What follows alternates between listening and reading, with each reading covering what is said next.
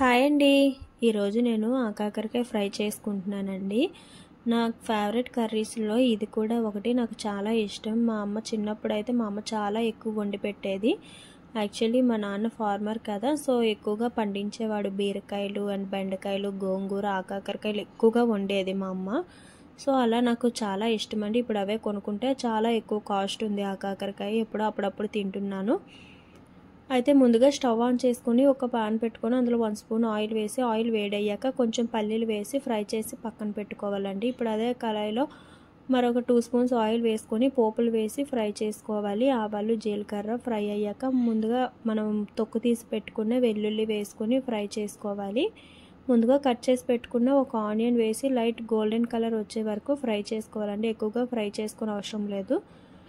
ముందుగా మనం క్లీన్ చేసి కట్ చేసి పెట్టుకున్న ఆకాకరకాయ ముక్కలు వేసుకొని టేస్ట్కి తగినంత సాల్ట్, కొంచెం పసుపు వేసి అంతా బాగా కలిసేలా కలుపుకొని లో టు మీడియం ఫ్లేమ్లో ఫ్రై చేసుకోవాలి. మూత పెట్టుకొని ఫ్రై చేసుకోవాలి. మధ్య మధ్యలో మూత తీసి కదపాలండి, లేదు అంటే మాడిపోతుంది అడుగంతుని. ఇది ఎలా అంటే ఆకాకరకాయ గింజలతో మనం కట్ చేసి వేసుకుంటే చాలా టేస్టీగా ఉంటుందండి. అంటే లేత కాయలు అనుకోండి, గింజలతో కట్ చేసుకోవాలి. కొంచెం పండిపోయిన గింజలు తీసేయాలండి, అస్సలు బాగోదు కర్రీ. ఇప్పుడు బాగా ఫ్రై అయ్యాక ఇప్పుడు అందులోనే మీ స్పైసీనెస్కి తగినంత కారం అండ్ గరం మసాలా, ముందుగా మనం ఫ్రై చేసి పెట్టుకున్న పల్లీలు వేసి ఒక 5 మినిట్స్ పాటు ఫ్రై చేసుకోవాలి. వీడియో నచ్చినట్లయితే ప్లీజ్ లైక్ అండ్ సబ్స్క్రైబ్ చేసుకోండి.